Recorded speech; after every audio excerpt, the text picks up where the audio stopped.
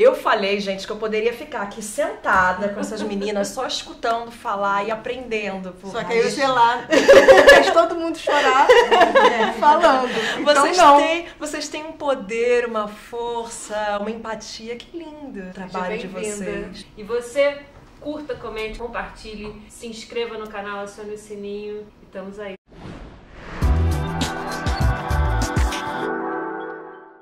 Com a gente, Carol Cronenberg e Aline Cipriano. Quando você faz uma palavra que ela usou antes da gente começar a gravar, que é o constrangimento pedagógico, se você já chegar no lugar, você olhar assim, onde estão os negros desse lugar? Sim, exatamente. É claro que a gente pode estar ali, né? Assim, mas eu acho que tem um lugar visual que eu nunca vou poder fazer. O negro não pode estar no Mas eu acho que a militância branca tem que estar num outro lugar. Sabe? Eu acho que está dentro das rodas brancas. É dentro das rodas brancas e questionar o racismo. É ser antirracista. É incomodar mesmo. Eu acho que não é aquela coisa, mas no meio da rodinha eu vou puxar esse assunto, vai puxar esse assunto. Ainda mais porque o racismo é uma questão do branco, não é nossa. A gente tem que se curar. Eu acho que a luta antirracista tem que estar com os brancos. A gente precisa se curar, a gente precisa estar junto. Mas ao mesmo tempo, ouvindo vocês falarem isso, eu percebo o quanto eu não fui educada para entender dessa forma. Não, mas ninguém foi. E ninguém foi. E eu vejo, por exemplo, o quanto eu gostaria de ser mais educada. Esse constrangimento que vocês falam pedagógico, ainda assim é um constrangimento. Porque eu gostaria de saber.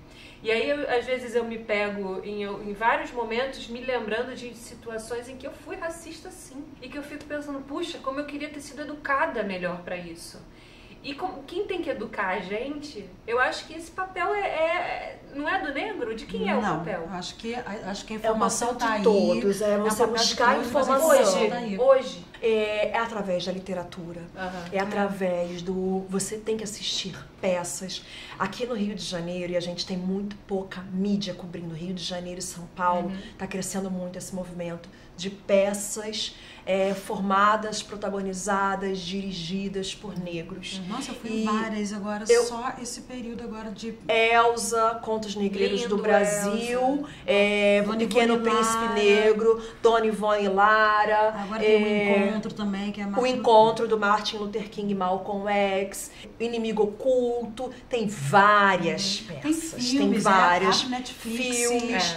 Assistir, tem um filme agora que é um filme maravilhoso para as pessoas assistirem, Felicidade por um Fio. É a minha história, é a história de muitas mulheres negras. Sim. É a história da mulher negra que cresceu com um padrão de beleza branco, que alisava o cabelo, ela ascendeu socialmente, que ela não entrava na piscina do clube com os amigos porque ela tinha medo de molhar o cabelo, ela não queria enfrentar a chuva porque tinha medo de molhar o cabelo e do cabelo encolher e dela ser dela sofrer bullying e ser zoada por causa disso. E aí ela um dia, em busca dessa felicidade dela, dessa libertação, num grito de libertação que é muito forte, ela raspa a cabeça. Ela raspa a cabeça e ela fica linda e ela faz a transição capilar. Quando você fez a sua transição? A minha transição capilar aqui. Isso aqui pra mim virou Aqui, eu sou uma distribuidora de pente garfo, não sei se dá pra ver. A minha transição capilar foi quando eu sofri um corte químico. Meu cabelo caiu. Corte químico, pra quem não sabe, da gente usar tanta química no cabelo, o cabelo acaba tendo incompatibilidade de química e ele cai. Então eu fiquei carequinha aqui. E aí eu decidi que eu não ia mais usar química no cabelo. E aí eu fui deixando o cabelo crescer natural. Eu cortei ele muito curtinho. E aí eu tive que morar fora do Brasil um tempo. Assim, fui morar na Alemanha. E aí eu vi que as negras de lá se assumiam. E porque eu, no meu país, com mulheres tão maravilhosas e lindas, também não se assumiam. E eu fui me assumindo. O cabelo foi crescendo, crescendo, crescendo. Aí eu nunca mais passei química no cabelo. Lindo. Eu deixei, enfim. Eu me senti muito só quando eu fiz a transição.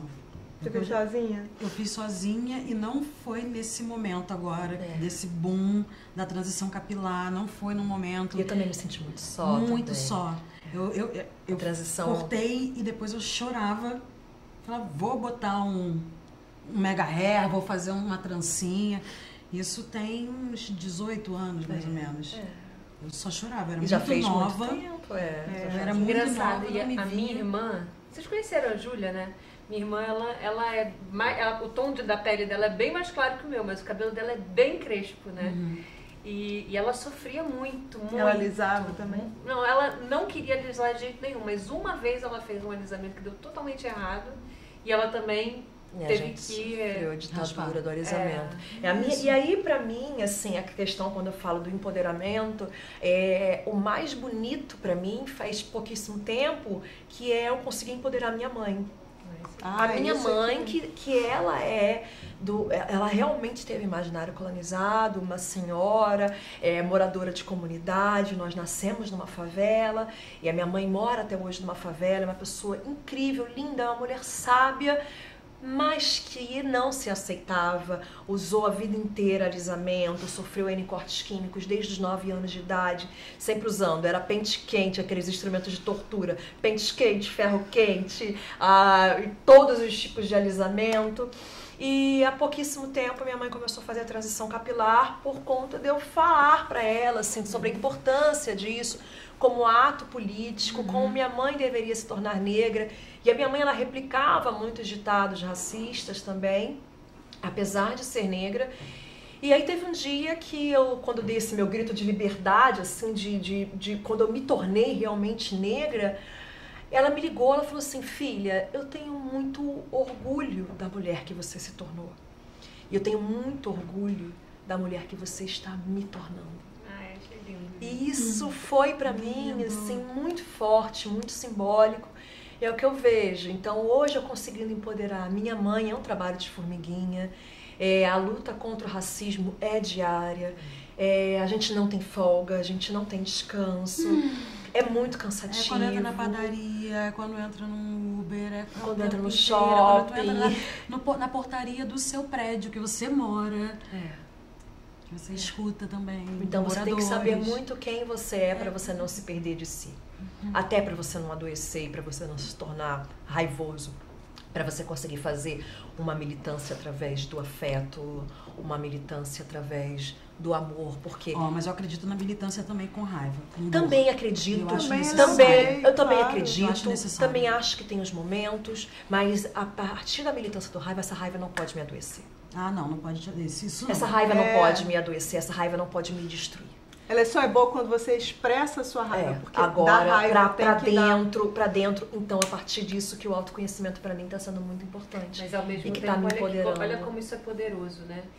A partir de ter esse contato aqui com a Aline com muito mais frequência, eu tenho aprendido muito mais a respeito do assunto.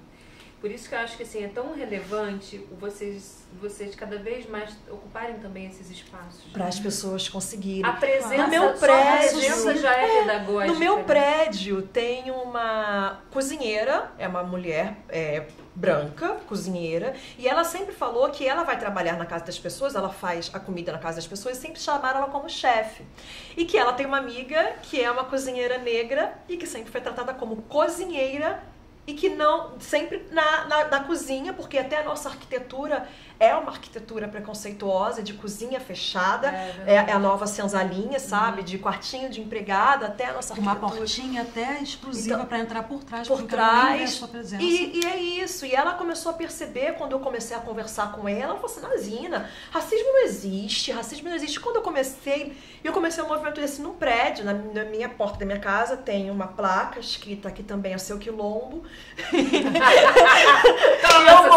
E é muito engraçado, porque eu moro na cobertura e eu falo que eu moro na laje, né? Eu falo, não, gente, é que... E eu faço encontros ali, e tem uma galera toda preta que frequenta a minha casa, e que no início existia um estranhamento do prédio. Hoje em dia o prédio também, eles também frequentam, os moradores também frequentam, e compreendem. A partir da ascensão. Você entende que tem que permitir. Não pode colocar o negro no lugar de pet, né? Porque tem uma tendência também ao branco, ao não negro, não é ao branco, ao não negro, a colocar como assim, nossa, ela é tão bonitinha, olha o cabelo dela, que fofo, vem cá, tira uma foto comigo. Aí permite que uma pessoa acenda. E quando tem 2 negros já é um movimento esquisito, já tem 3, já não me misturo mais. E aí você acaba criando os seus amiguinhos pretinhos pet. É interessante que a gente... Tolkien. Exato. É interessante que a gente observe também isso, a sociedade observe esse movimento para que também tenha mais uma aceitação real, positiva, propositiva e de empoderamento do outro. Como eu nasci no Morro e eu estudei no meu ensino fundamental num colégio particular, que meu pai não teve acesso a estudo, então a gente podia não comer o melhor em casa, mas a alimentação era dos livros. Meu pai falava que nós tínhamos que ser traças para vencer na vida. E ele tinha muito isso. Acho que eu virei jornalista porque meu pai, ele sempre gostou muito de ler jornais. Eu ficava no pé do meu pai, a minha alfabetização foi no pé do meu pai, pegando a rebarba do jornal dele e lendo. Na escola eu já tinha essa solidão. Mas eu não percebia. E aí tinha o grupo das meninas branquinhas e eu ficava muito sozinha e elas me chamavam de macaca chita. E na época eu lembro até que a Benedita estava se candidatando e a Benedita e elas ficavam cantando a música da Benedita porque elas ficavam e era um xingamento me chamar de Benedita hoje. Gente, amo tanto Benedita. E era um xingamento me chamar de Benedita. Então elas ficavam me empurrando, fazendo aquela coisa que não tinha nem o nome de bullying ainda, mas que eu não entendia. Então eu começava a mentir, falando que eu morava numa casa grande, com um telefone em cada cômodo, porque na época tinha, para ter telefone em cada cômodo, eu sou antiga e era ação que tinha que ter para ter telefone, vocês lembram dessa época, não era acessível. Então eu acabava mentindo para conseguir ser aceita. E aí, como eu era muito sozinha no recreio, eu passava a frequentar mais a biblioteca. E na biblioteca eu conheci Machado de Assis. E aí que eu fui empoderando. E aí eu fui conhecendo vários autores negros e eu fui eu falei assim, não, então é possível, se ele conseguiu, eu também vou conseguir. Então vamos lá.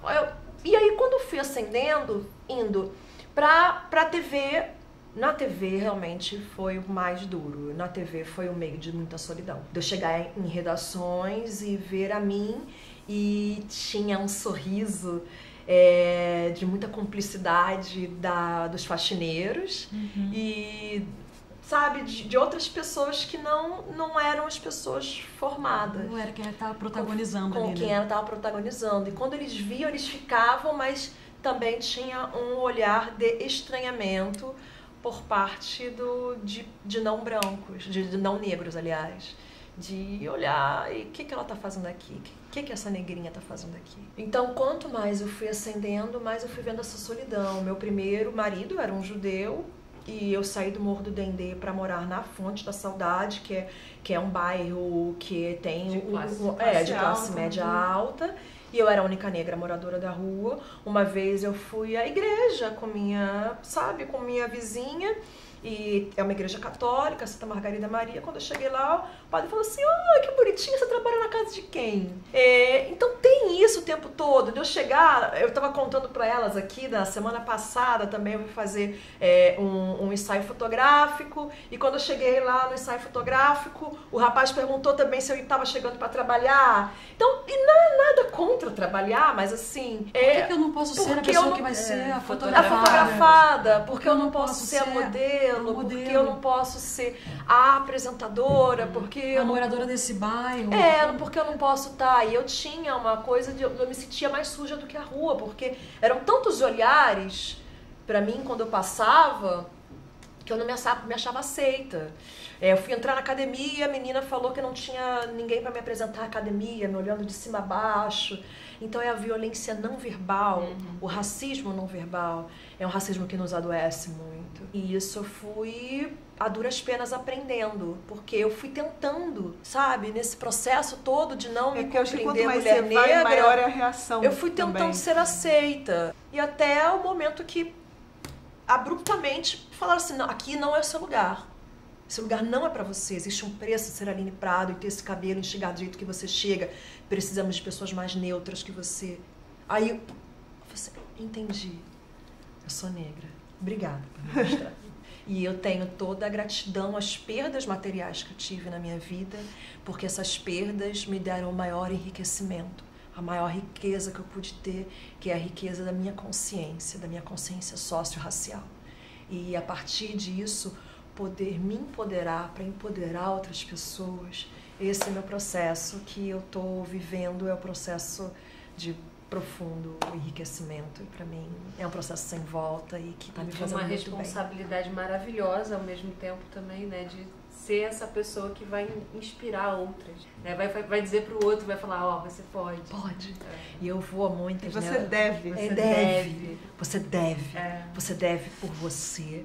Você deve pela sua mãe, você deve pela sua avó, você deve pela sua bisavó, você deve por aquelas pessoas que chegaram, que atravessaram o Atlântico, você deve vencer. O teu lugar não é só numa boca de fumo, não, você pode ocupar vários outros lugares. Sai dessa boca de fumo, vamos lá. Então eu vou à boca de fumo sem falar com traficantes. Muitos não conseguem sair ainda dessa vida porque é muito difícil, mas eles sabem que não querem aquilo para os filhos deles.